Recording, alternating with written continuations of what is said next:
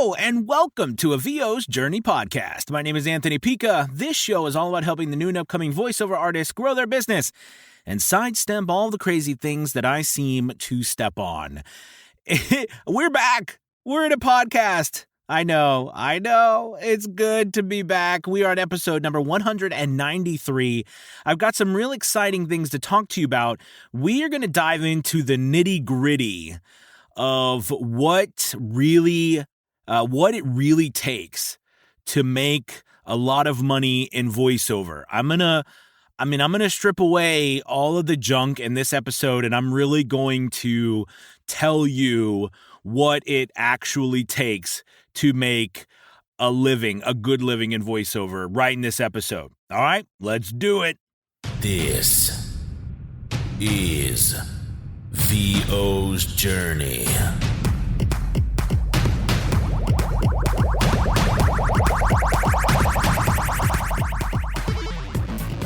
With your host, the incomparable Anthony Pica.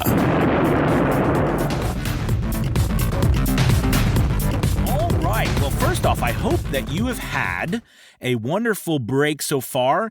It is the 30th of December. We have one more day until Christmas Eve, and then 2020 is just another year in the rearview mirror, and thank goodness it can't come fast enough. I'm sure you all agree. I'm happy to be getting out of 2020, and hopefully 2021 is just going to be brighter for the world in general. So I want to talk about stripping away all of the mess and getting to the nitty-gritty of what it takes to make a lot of money in this business. I think it's so easy to really get sidetracked about, one thing here or one thing there, or I just got to get this, I just got to get that. But I want to talk about a couple things today that I really want you to think for moving into 2021 and what you need to do in order to make a lot of money in this business. And listen, I was sitting thinking about, how do I really want to talk about this topic on the podcast, and, what would really help you the most? And I think for me, it kind of really boiled down to a couple things, right? Which is, again, getting into this idea of what does it actually take? Like, what's the pull back the curtain really take to make money message? And then what are some of my thoughts about, what I'm really interested in moving forward, what I didn't know when I started, and kind of things I wish I knew. So let's first pull back that curtain, okay? And let's talk about what it really takes. And I'm not going to pull punches here, okay? I want you to really, really know what it really takes. When I first started in my business, I worked 6 hours straight every single day on this business, Monday through Sunday, from 10 a.m. to about 2 or 3 a.m. in the morning, okay? Every single day. I guess that's 1, 2, 3, 4. I guess that's 5 hours. I worked 5 hours, and if I started at 9, it would have been 6 hours. So about 5 to 6 hours straight every single night I worked. And then I worked longer on the weekends for years. And even now I work every single day. I try not to work on the weekends anymore, but that didn't really start happening until, the end of year 3 or so. Recently. And actually, this Thanksgiving was the first holiday that I took a break from actually working and voiceover. And then, of course, this Christmas I did, but this is a brand new thing over the last couple of years. Now, I don't say this to mean this is how you have to do it, but I want to tell you the real truth behind what I did. I spent tons of money I didn't have. I told you I was going to pull back the curtain and tell you the truth about things. I spent a lot of money throughout these years that I didn't have at the time. I bought equipment on credit. I did things that I wouldn't do now, but I don't need to. But at the time, I bought courses, I paid for coaching, I did everything that I could do, and I'm thankful that I did because it's led me to this place. But I did a lot of stuff and I paid for a lot of things that did not come from my earnings because I wasn't earning a lot of money. I submitted demo reels to agencies in California. I submitted demos to websites to accept me. No one would accept me. People told me I wasn't ready to do voiceover. I decided to get residual income. That was my goal. So I started doing audiobooks, royalty share books, short royalty share books, summary books on ACX. Everybody told me not to do that. I got on to Fiverr and I went all in on Fiverr. Everybody told me not to do that. I changed around my studio 10 different times. I changed it from downstairs. I moved it upstairs. I moved it back downstairs. I changed the format. I tried to not have a full booth, but something in front of me, behind me. I tried to have all sorts of things while in the meantime, continuously recording for 5 hours every single night. I was often doing 4 to 6 books a week. I was pumping when I first started. Then I got into character voices at Halloween and started doing tons of character voices, evil character voices. I did no commercials, none of that stuff. I literally just did audiobooks left and right and left constantly.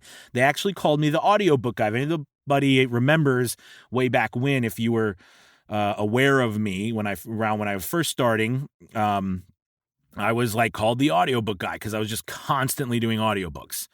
Literally. I'm not joking when I say 4 to 6 a week. That's how much I was doing.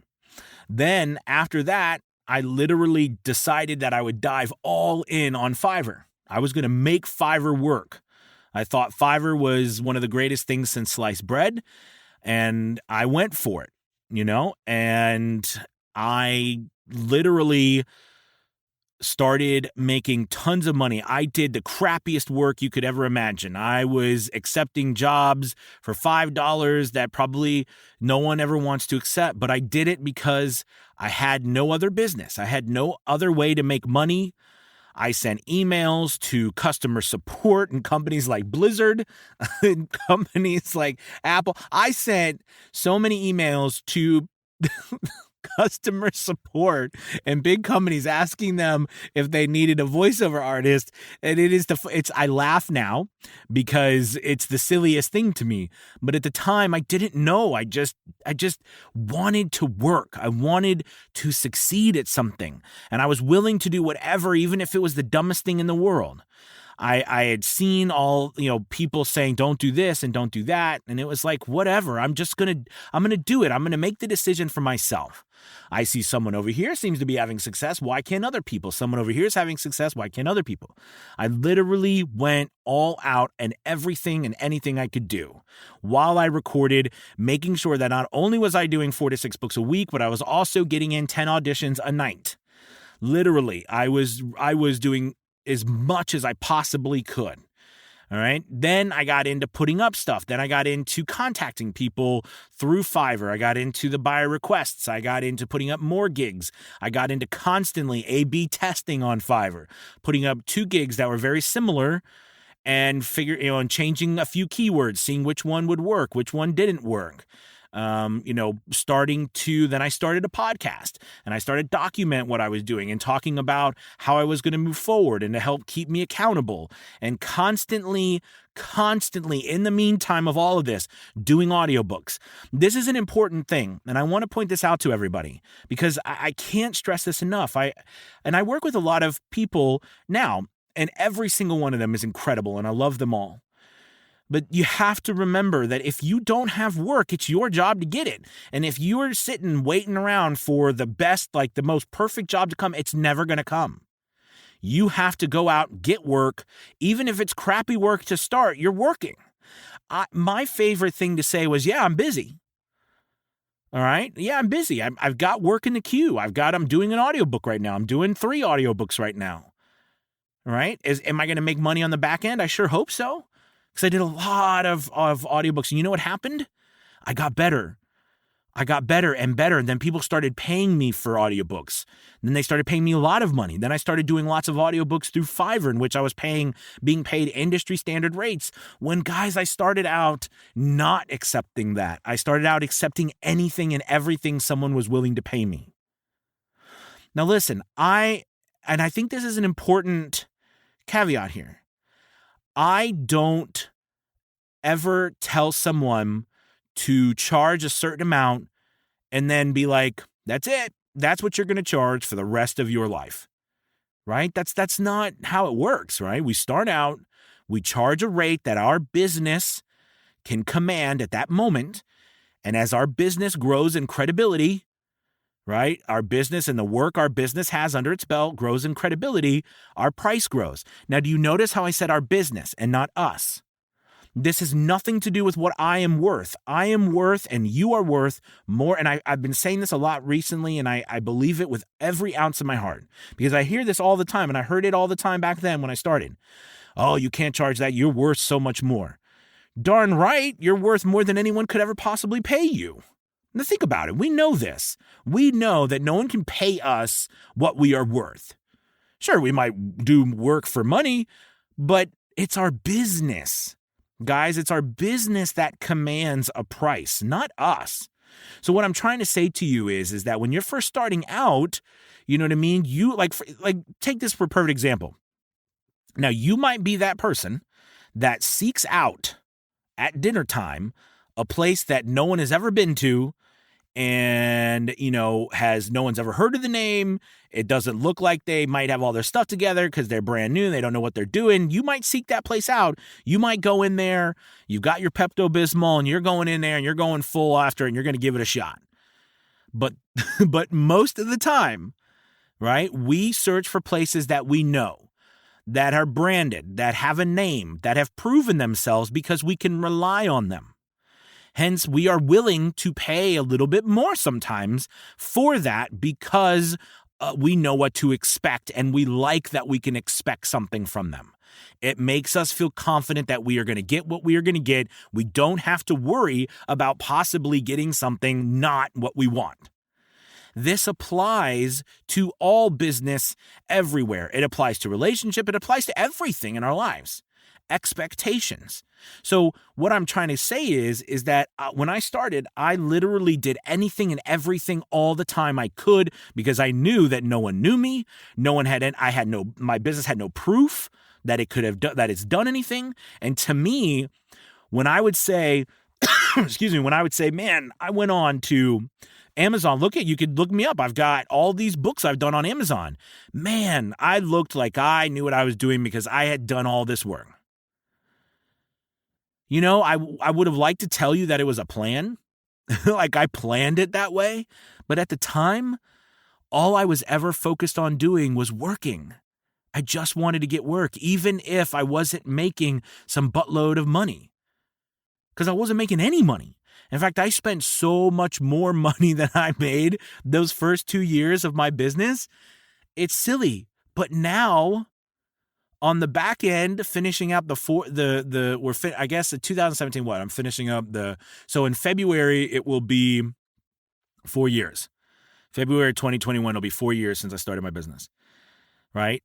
Now I make way more money than I could have ever spent those first 2 years because I didn't even have a small portion of what I make now. But at the time, I never even, I'll be honest with you guys, because this is about honesty. I never even honestly thought I would make what I make now. All I focused on was working, getting work, doing work. If I was not working, that's what made me paranoid.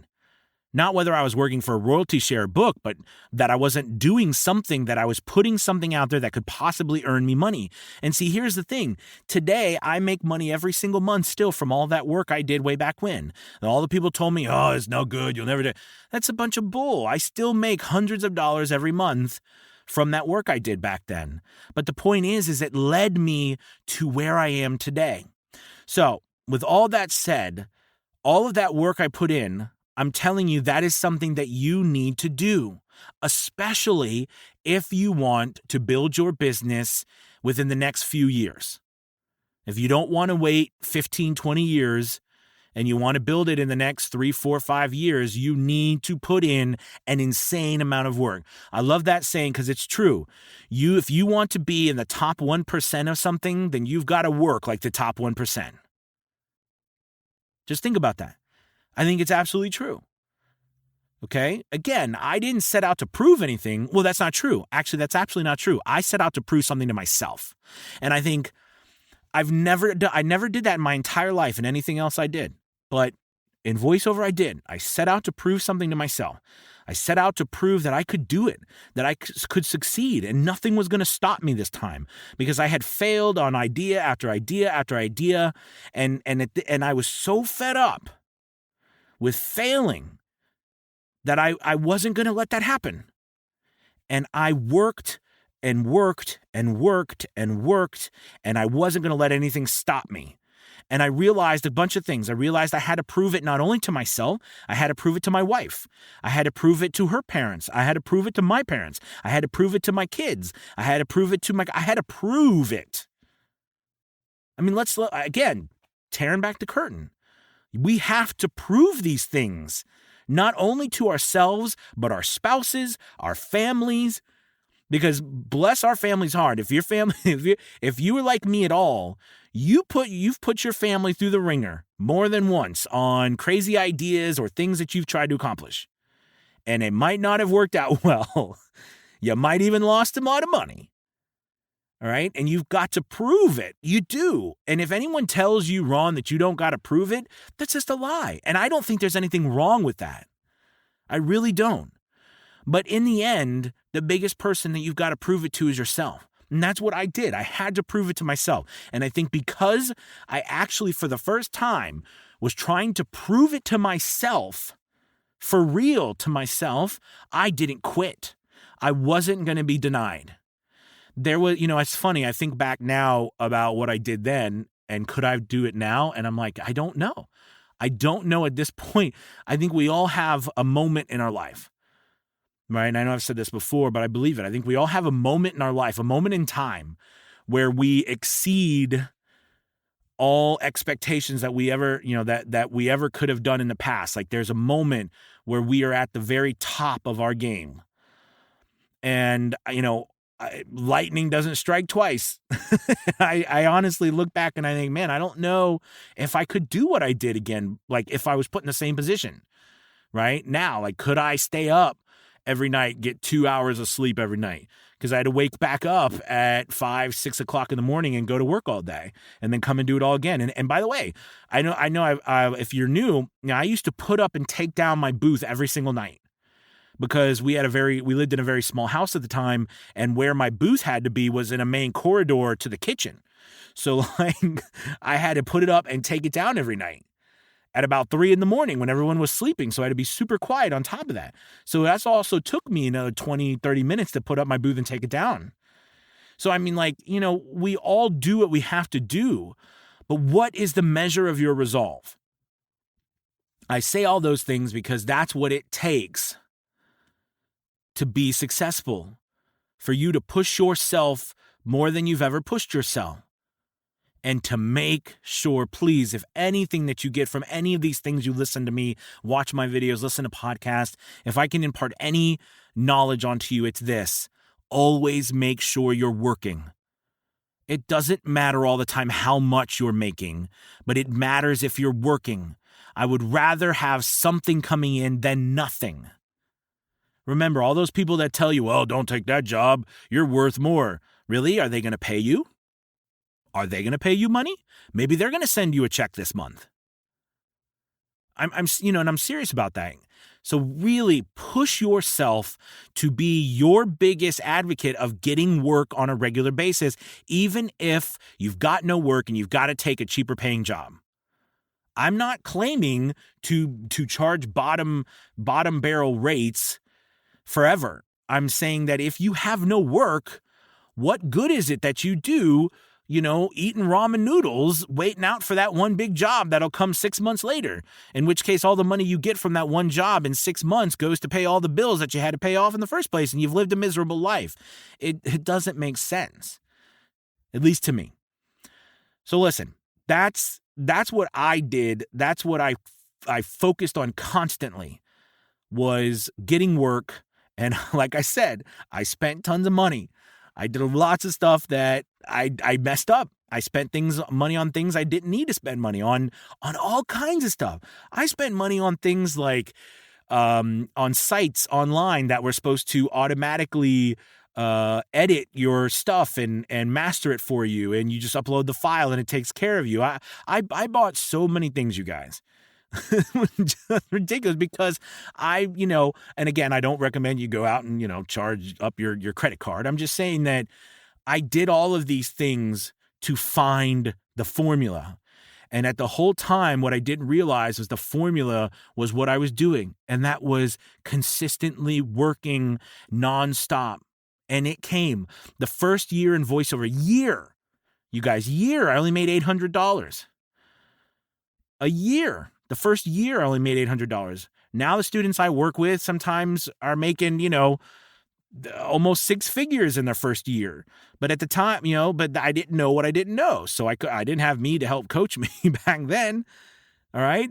But that's not, some of us don't have that. And even with my coaching, some people you don't always get there the first year. But by God, if I gave up, I wouldn't be here right now. I wouldn't have the incredible life that I have right now. And I'm so blessed. I'm blessed for you.